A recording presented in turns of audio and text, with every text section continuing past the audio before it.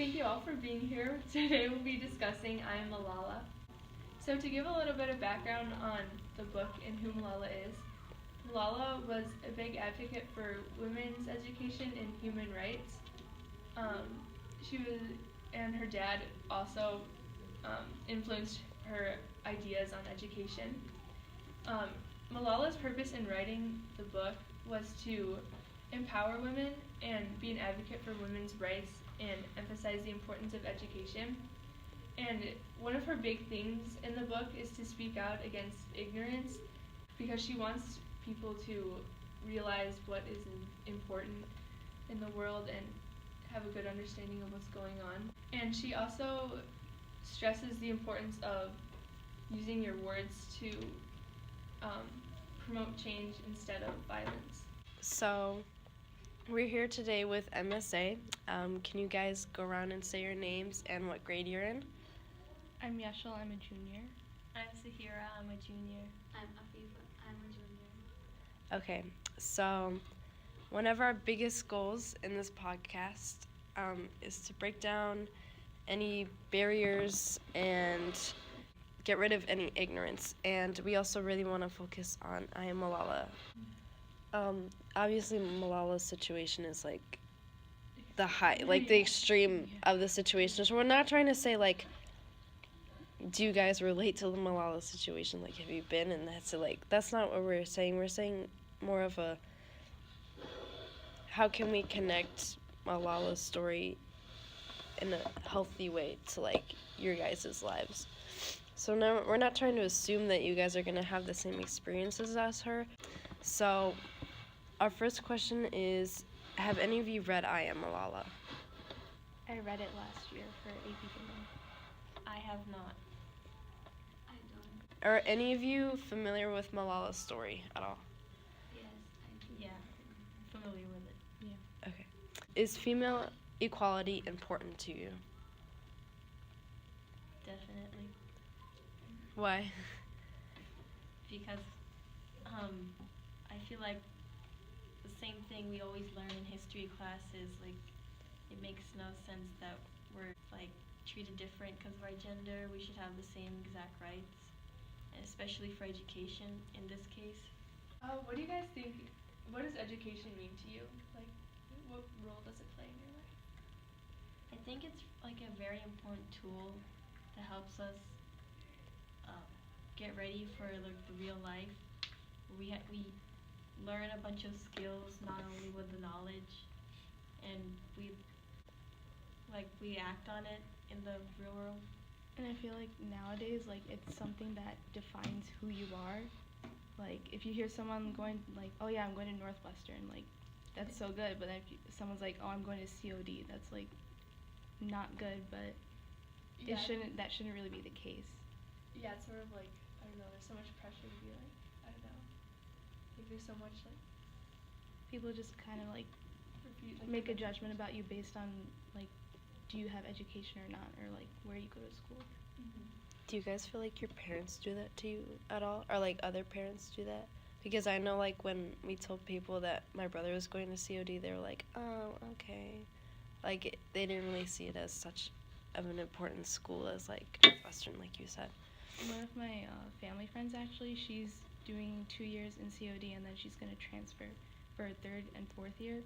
So then when she told us that, like, my mom was like, oh yeah, I'm so happy for you. But like when we got home, she's like, don't do that. You have to get into university. Is education something that is highly valued at your home? Yes. Definitely. Also, They definitely, because like, I know, like, because I'm also like a first child, like my parents put a lot of pressure on me that you have to be a role model, you have to do this, you have to do that, then your brother will follow you.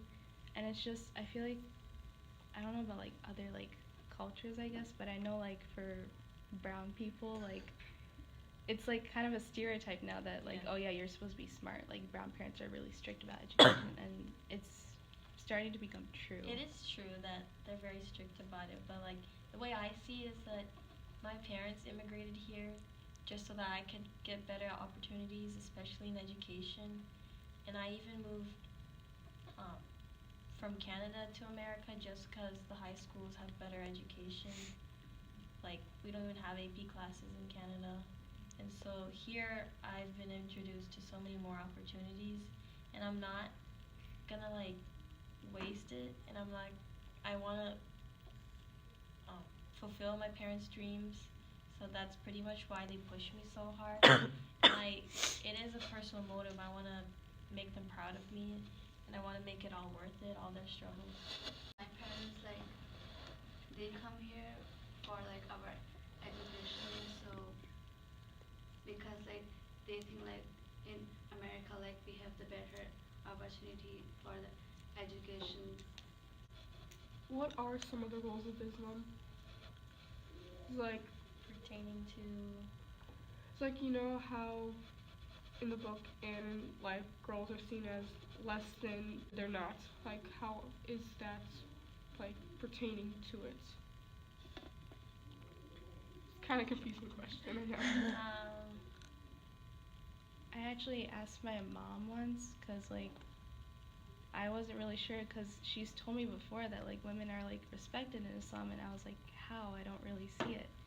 And she was saying, well, it's something that like I don't know if your parents tell you this, but like ever since I was little, like in Islam we believe that for a mother, like you always say that you be nice to her because heaven is under her feet.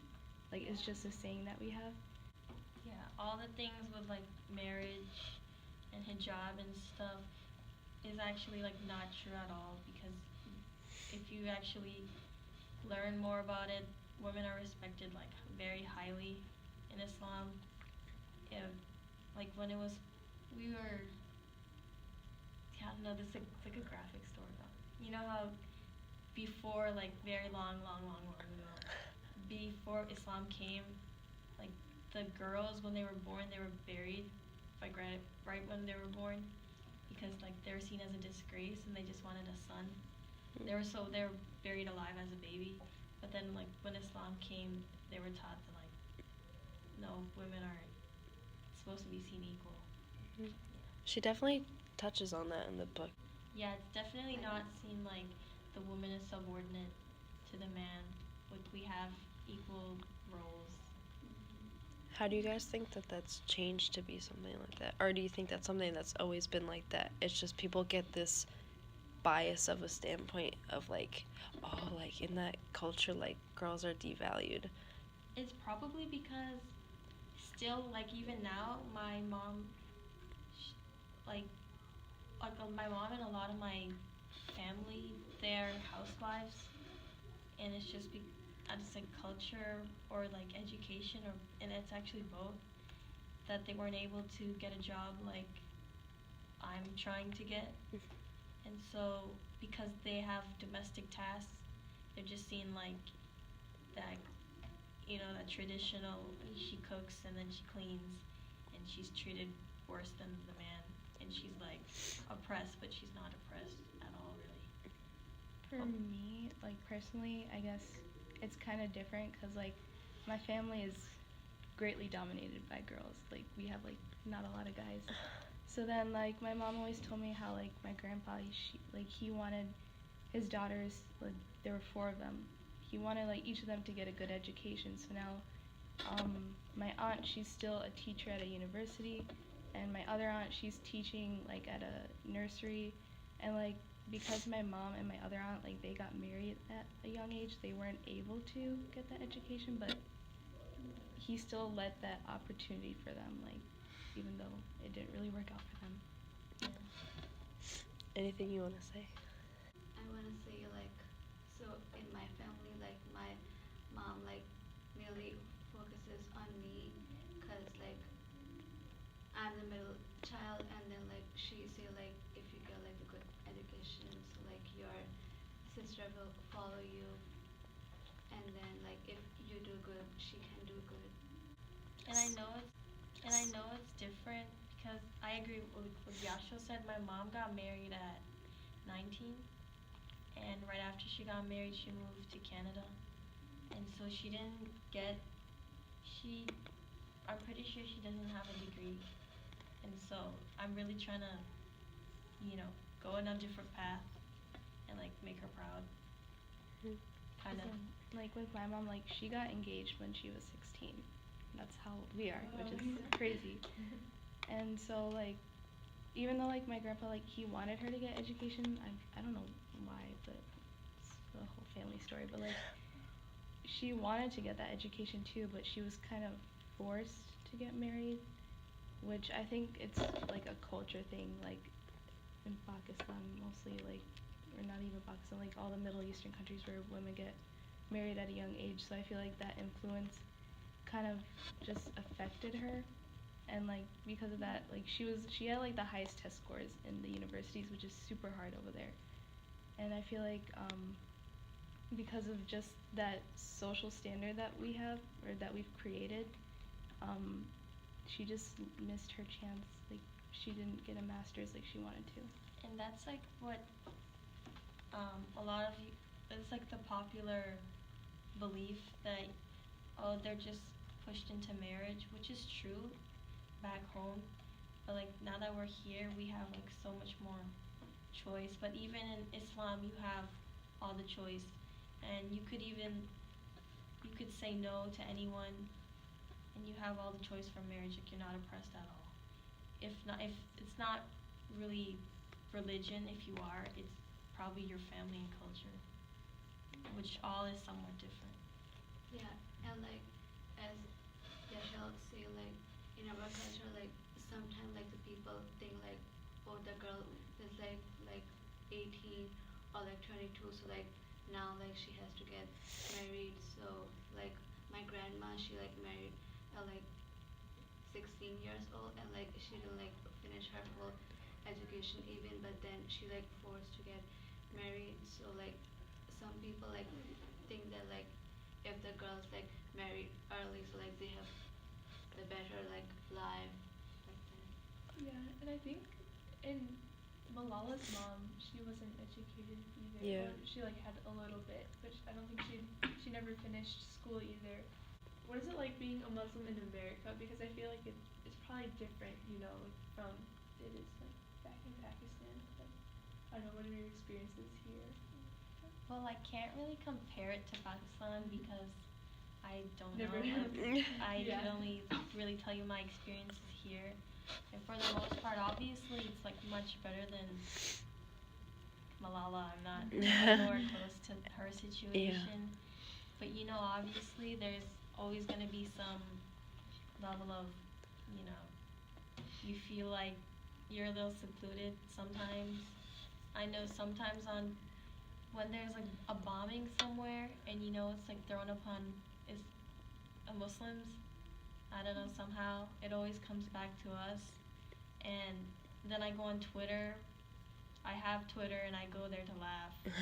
And then it just like filled with like, you know, offensive stuff towards Muslims, and I just really can't scroll through all that, and so I have to like get off. And I know that's like something maybe you would like never relate to, you know? Yeah. No, definitely. We're trying to get to the point of how has the themes in her book relate to your lives? Like, so you guys have definitely touched a lot on tradition, a lot on education. If you were in Malala's shoes, what would you do in that situation? It's a really big question, That's but deep. yeah. You mean like what is like if like we are like in her place, like And like, if you were in that most extreme of a situation, what would you do?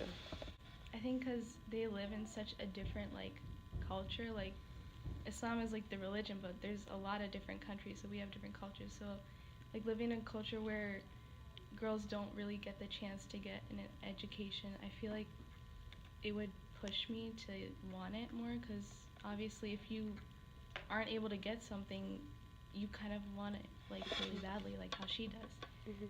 So I think I would probably do the same thing at her.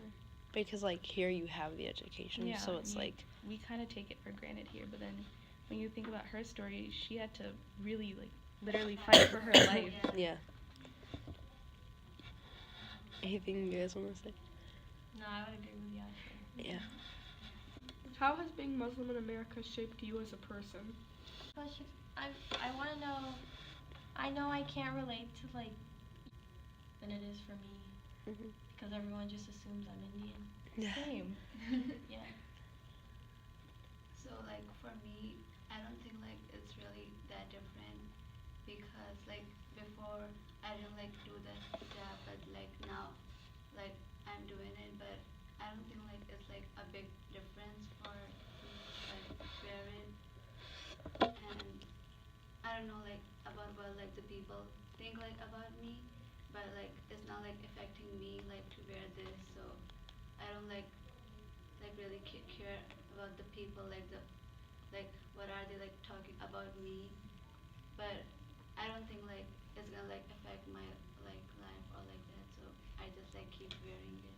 So like, why did you decide to wear it? Oh, I decided to wear it because like in my mom sister, I like very influenced from her because like she like told me like to wear it, and it's like good for us like in our religion. Like we don't have to wear it, but then if you wear it, so like it is good for you to wear. I was gonna go to like, do you think that like people in America are like ignorant to like to Muslim culture? Islam, like, yeah, because I feel like there's a lot that people don't know and they just assume a lot of things, and like I don't know, especially like people in America and like younger people too, and like part of our purpose in like doing a podcast and like we're gonna post this. We want like teenagers especially to understand more about. Yeah, we want to break down some walls and barriers. Yeah. I mean, definitely. I think we all are aware that there is ignorance surrounding us, and it's even demonstrated by our own president. Yeah. Like that just is so sad, and it sucks that the person who's supposed to be leading and protecting you hates your own people, and it just surrounds you all the time. In the hallway, I hear some people just yell out Allahu Akbar, you know, like throwing a fake grenade, and I'm like, oh, you know, that's Yeah. just. I know they're joking, but that's not. It actually like it became like a meme or something. Yeah, And it's just unnecessary, you know, when there's an actual meaning for it, and like the meaning's out of context now because these terrorist groups, they don't demonstrate real Islamic values. They're Yeah. not.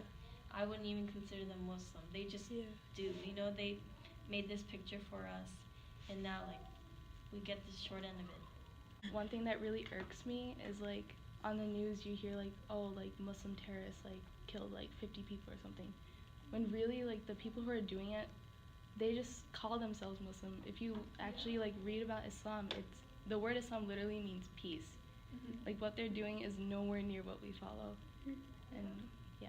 And people still like don't realize that, and they want to neglect that fact because like I don't know, something just is stuck in their head. And like the actual meaning of the phrase like Allahu Akbar is God is great. So like when you hear like for us, like if we hear people like joking about it, it's like It's not good for us. Like yeah. Yeah, and also the fact that there's such a double standard. I know, you know, if I ever did like said anything bad about Christianity or anything, I would get like murked for like right away. But you know, they're allowed to say it, and then whenever white people have like terrorist attacks or anything, we still get like we still get more attention and they get away with it, and I'm not sure how that makes sense, but like that's how America is working right now. It's for us, if a Muslim does it, they call them a terrorist, but then if it's like a white person, they're like, oh, he had some mental problem or he Yeah. escaped from this like doctor's place or whatever. Yeah. No, the Vegas thing. Yeah, yeah. They blamed it on his mental illness. But if a Muslim did it, you would call them a terrorist. Yeah. What do you guys think like contributes to this like ignorance? Do you think it's like social media or just like I mean, I guess like every group has like some bad people and then like good people. And I feel like just like I think for us like we can relate about it now because it's what's happening, but like it's like that one group of bad people kind of defines Yeah, everyone Yeah. focuses in on like what's bad instead of But they what's don't good. pay attention to the majority of the people who are like, that's not Exactly. even what we do. Yeah. Yeah, I think it just all stems from ignorance and then their choice to like not educate themselves about it. Mhm. You know, we're like I would be happy to answer any questions to anyone, but some people have their own a prejudice and they stick with that. And then when, like I said, on Twitter and then Trump and then if they're just all influenced and kind of like, yeah. They have like no, they have like a social media standpoint on it, not the real information. Yeah. You can't, it's totally biased and stuff. Mhm. And kind of going back to what you said about they're not real Muslims. She definitely talks about that in the book. At the very end, she was like, I would never consider someone from the Taliban a Muslim because they don't even represent what we represent. It's the complete opposite. Yeah. Like, if you kill someone, that's like you're going to Literally. straight to hell. Like Mhm. it's sad, really. Mhm. So, what do you guys think that we could do to create advocacy about this, like inform people about the true nature of our culture and not just what people assume about it? I think things like this, Mhm. like what we're doing now, it's just like to spread the word, to clear misconceptions, answer questions, and that's. Other than that, I. I don't know. We have to like not surround ourselves by people who encourage these views. Like we always surround ourselves with people who are just like us. Like you might be like a little intimidated to walk up to someone who doesn't look like you or doesn't like follow the same religion as you or something. And I feel like if you try to break that barrier, like where you want to keep away from someone, you just have to break that wall down and kind of talk to someone who you wouldn't usually talk to. Like if you see like a girl wearing a hijab sitting by herself somewhere, like talk to her. Like don't be afraid to approach her. You might make a new friend and you might learn something new. So the last question we want to ask you is to bring some attention to MSA because like obviously you guys are a very tiny group, but you guys are you could be something very, very Yeah. powerful. Especially like that little event you had last year. The hijab awareness day. That too. But I was talking about like when you did the Hannah. Oh, that- yeah, yeah. on everybody and like that could have been something that could have been really cool to do in like a big scheme of stuff, but you guys aren't well known. So I want to know, what does MSA mean to you guys and like why is it so important? So I think for us, MSA is really like a safe place where, like, even if we don't have like a specific like volunteer thing we have to do or like an event, like it's really where we can just sit down and kind of talk to each other without having to deal with any like negative energy, I guess.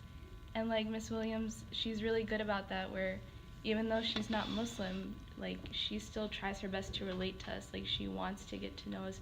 She wants to be involved in our lives where she'll always ask you like, how's school going? Or how are you doing? How's your family doing? Is there anything like bothering you? Do you want to talk about anything?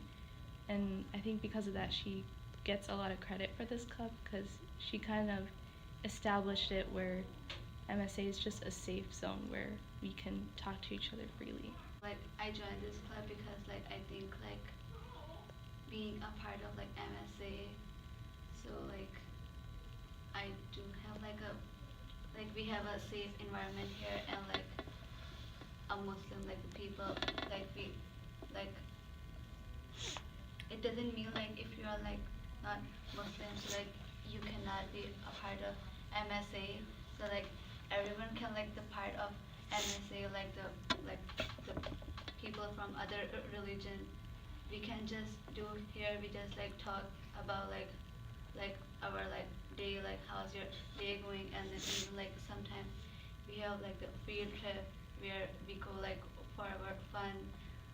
Last year we go to the main event and then we also have like event in school, as you guys know, like the henna day, and then I wasn't here when the hijab day event was, but yeah, we do have like the event. So I would say like that, like everyone can be the part of MSA, not only Muslim students, like everyone can be a part of MSA. And I feel like that's a huge misconception with this club, because Yeah. like the name of the club is MSA, Muslim Student Association. Like at the beginning of the year when they have like all the booths for the clubs and stuff, like the sign up sheet, like I had people come up to me and they're like, can I join this club? Like, do I have to be Muslim? Like, it's open to anyone. Like, we had it on our sign, but people still went up to ask me, like, is it okay if I join the club? And like, they never joined, which kind of made me sad, even though I reassured them, like, it's completely open to anyone and everyone. Like only for the Muslim students or like only for the Muslim peoples, but I would say no, like it's like for all. Like an Indian can be a part of it, a Christian can be a part of it. Not only like the Muslim has to be a part of MSA. It's like anything. I think that really speaks like volume to how the world should be.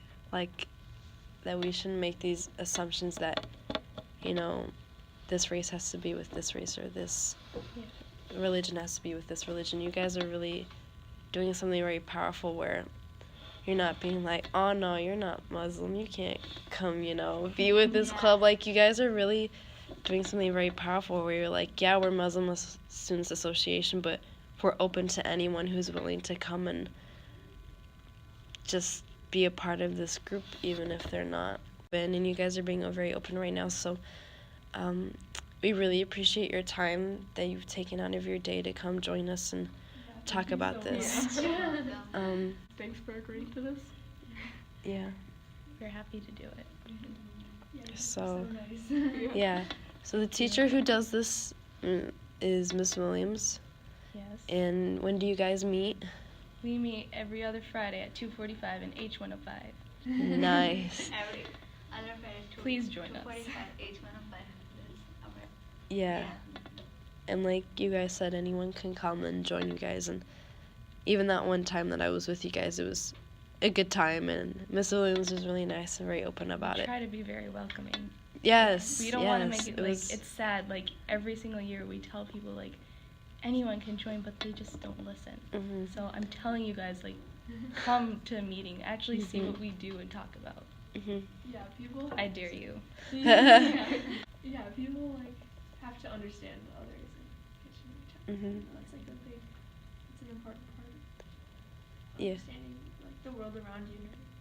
And that's definitely something Malala tries to do, is to break down those barriers and break down that ignorance. And so I think you guys, even though you don't have that direct correlation with Malala, you guys are trying to do the same thing of, hey, let's break down these barriers, let's try and do something bigger than ourselves. And I don't think a lot of people realize what you guys are trying to do, but it's very important. And I hope you guys continue to do that, and even when you've graduated or you graduate, that it's something that continues. So I definitely hope